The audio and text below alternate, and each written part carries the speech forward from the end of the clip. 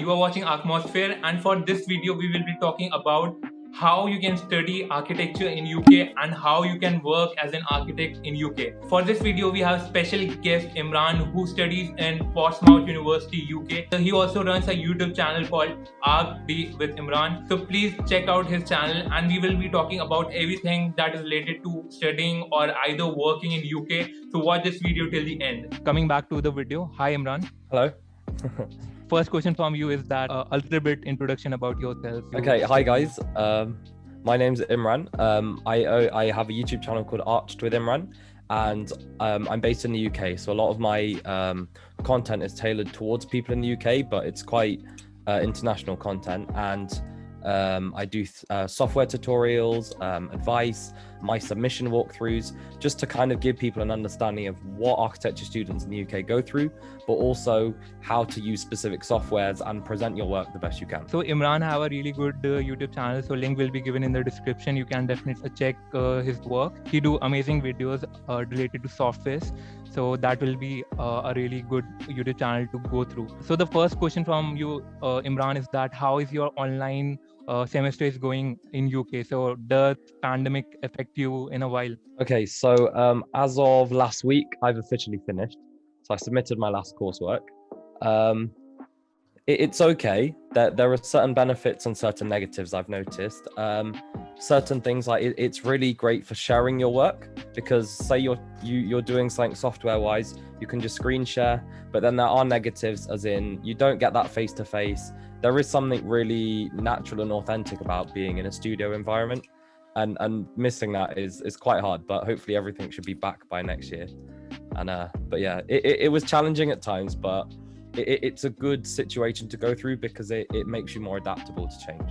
Yeah, so the same thing is going on with me, like being online semester and working online is like a little bit tough, but still as we move on, we manage it, and we are working pretty well in online as well. So I think it's an international situation that pandemic is hitting on, and we are adapting to it, I guess. It's, as an architect, it's very important to be adaptable. In the future, projects are going to have issues. There's going to be there will always be issues that will come up, and it's just good to get used to being adaptive at this age. So the next question from Imran is that what is your experience of studying architecture in UK? So whole experience about studying architecture in UK.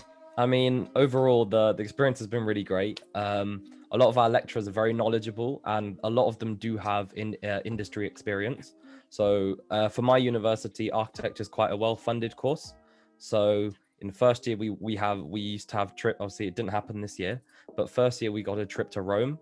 So we went to go see all of the architecture there, and we're doing things like sketches and talking about different buildings. And it's a really encompassing course. I do enjoy it, and I think there's a lot of people with a lot of experience, and it's nice because they all understand what you're going through, so you can constantly go to them for advice, and they give you good feedback on your projects, and it's a very positive experience, and I really enjoy the course.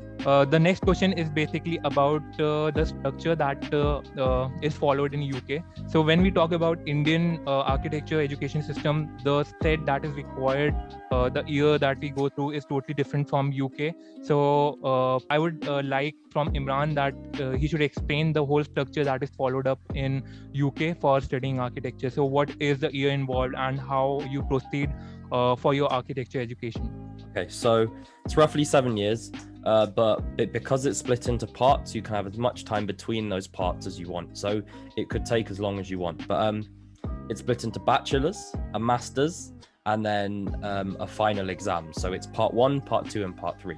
Part 1 is your bachelor's. That's normally 3 years. There is an optional sandwich year where you can do placement after your second year, but I've opted not for it just because the course is so long. After you've done your bachelor's, which is 3 years, you then have 1 year professional practice. So this is essentially just a job.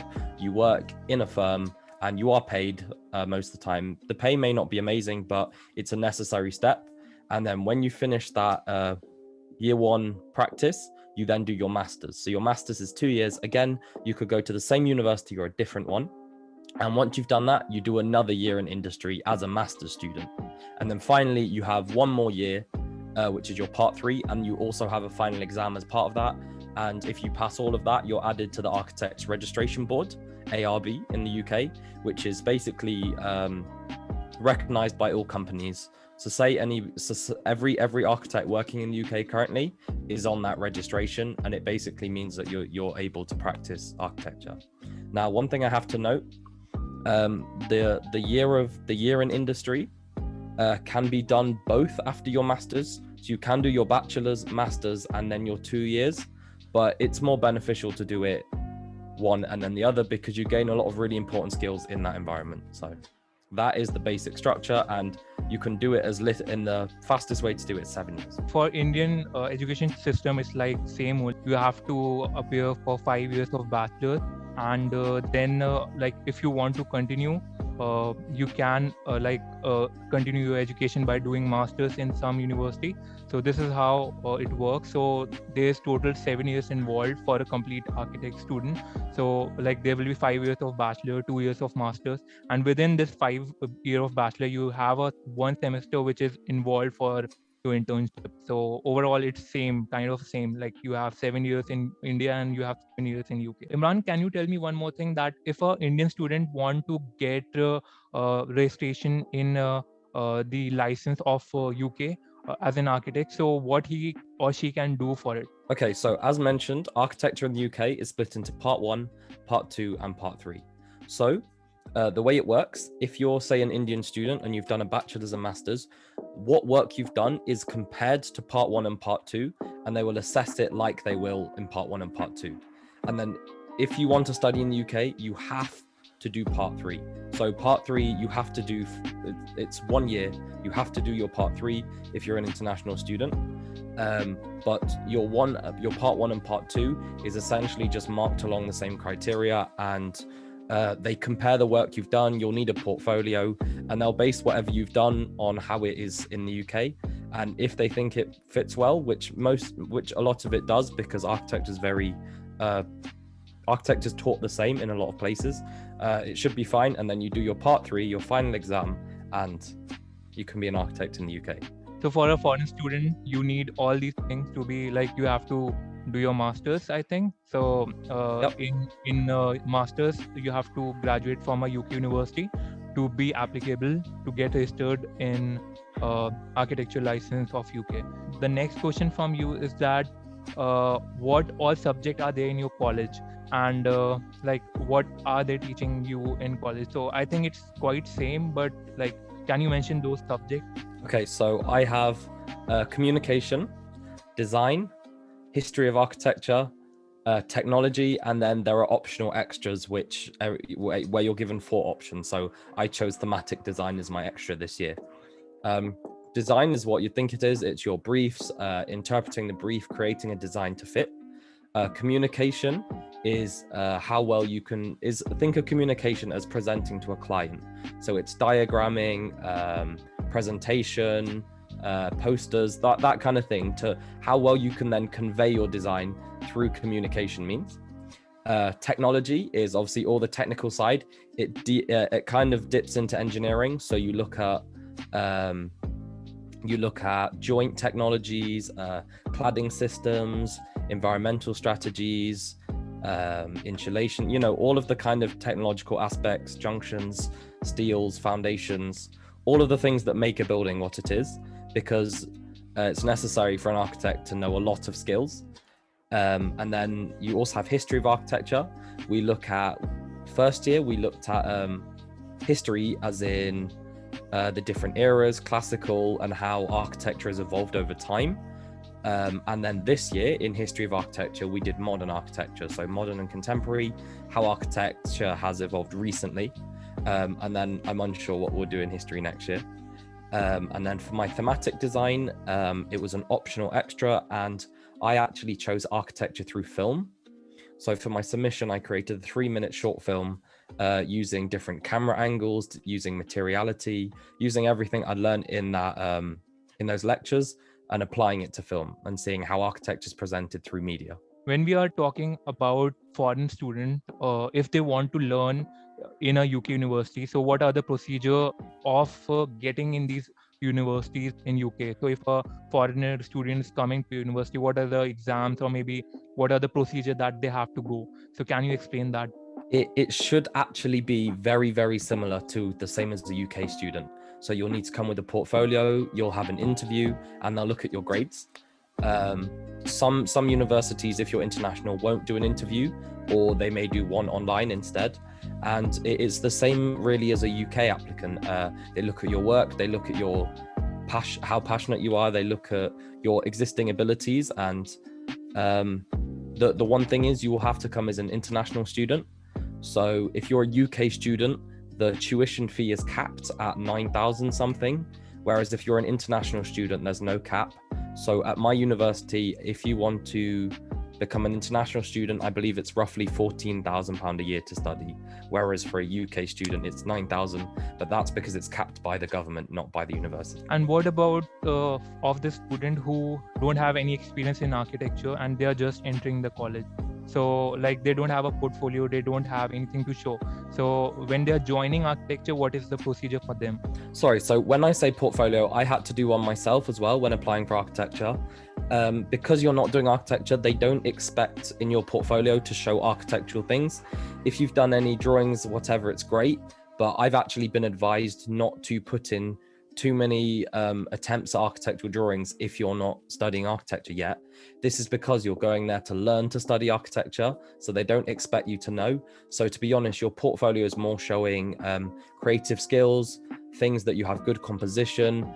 It's really important to have hand sketches if you can, so maybe digital editing, etc., photography, anything that shows you have creative eye, and anything that you believe will show a valuable skill that will help you do architecture. That's the point of your portfolio. Mine was quite short. It was only about 6 or 7 pages. I had some drawings, I did A-level art, so I had a lot of my artwork and my coursework from art in there, because it shows I know a lot of good things like composition and softwares, etc. So Imran, the next question from you is that what all are the software that is being taught in UK university, and what are the software that you are using in your studio to develop your presentation board, or how you're representing your design? So I want to know about the software that you guys are using. Okay, so we are not specifically taught softwares in architecture at my university. There are some optional extra courses you can take, but the only one we've been encouraged to use so far is Rhino, and that was for our communication, and we had tutorials we followed along. But software is a very individual thing, because many students still choose to hand render and don't use any software at all. I think it's good to just be versatile and have a good mix, but software is a very personal thing. So I know many people in my year that use Revit, SketchUp, AutoCAD, Rhino, and I think those are the main modeling softwares. And then you do your main modeling in there and your floor plans, etc. And then for post-processing, Illustrator, Photoshop, a lot of them are just industry standard. So I would stick to the industry standard, to be honest. When you graduate and you go work in a firm, you're going to be using those softwares anyway. So it's a good opportunity to start learning and getting used to that in university, so you can show that you can use those. And again, that's why I started doing software tutorials, because I had to teach myself a lot of the software. So I thought, if I'm having to teach it, a lot of other students need to learn it too. So I'm trying to share my knowledge through my channel doing that.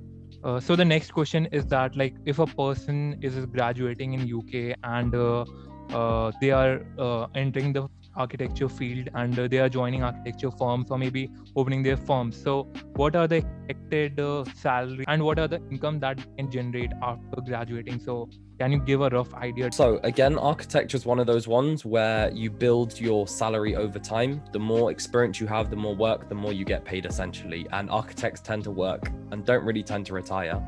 But I was looking at a load of jobs, and the salary of a fresh graduate ranges from about £20,000 to £50,000 a year. but the average is between 25 and 30 based on the jobs I've seen. A common number I've seen is 27,000 a year as a starting salary, and that is increased as you study more. So next question from you is that what are the options available after I graduated from an architecture university in UK? So what are the field that we can work in the profession, and what are the options after graduating as an architect? So as I've said, an architect is a jack of all trades, and we require to know a little bit about a lot of subjects. So the possible jobs after doing architecture are massive. I have a small list in front of me, so I can talk about a few. First, I must add, you can change whilst you're studying. So say you do your bachelor's in architecture and you decide you're not as keen on it, you can do a master's in something separately. So you could do a master's in urban planning or landscape architecture or interior design. There's a lot of specializing you can do within the field. So if you know it's not for you, you most likely have the opportunity to change while you're still studying. But after you finished architecture, there are a number of fields you can go straight into, and there are a number of fields that require a little bit more studying, but they're very beneficial to have architecture. So these can range from architect to architectural technologist, building surveyor, CAD technician, interior designer, town planner, urban designer, building surveyor, construction manager, landscape architect, planning surveyor, and things like structural engineer. And there are many types of engineer you can also specialize in after architecture if you want to change. Next, I want to ask you what are the brief and what are the projects that you get hands on while being in your college, or till second year, whatever courses and whatever brief that you got, can you share that, and whatever how you responded to that project? First year, I will say I only had one main project because the rest of the projects were quite introductory. But my final first year project, which is also on my channel, I do a full walkthrough, is a pottery studio on the high street in Portsmouth. And the point was to act as kind of a building to bring people together around the area. And it was designed to have a gallery, a cafe area, and it was all designed within a terrace housing. So we were given a set boundary and we weren't allowed to overstep it because they're buildings both sides. So I designed that. That was first year. Second year, I've had two projects. My first one was a nursery. So I've designed a nursery in the north of Portsmouth. And it's inspired a lot by the local military history. The design's quite inspired by these fortifications left over from wars.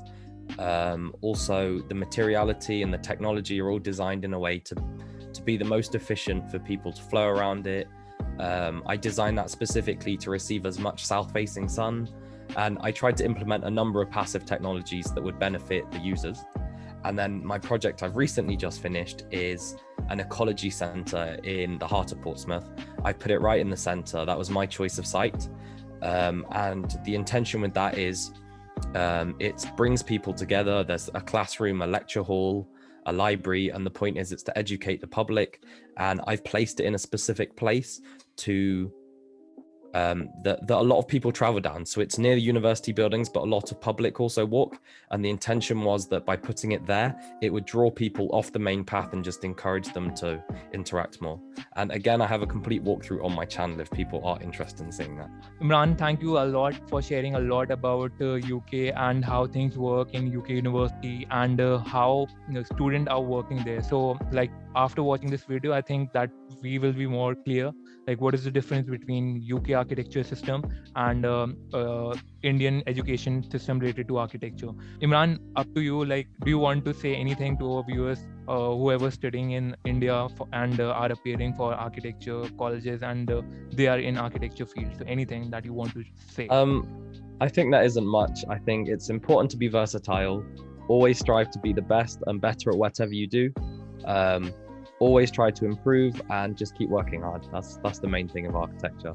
Got to work hard. Thank you so much, Imran, for joining me. It's okay. Thank you for having me.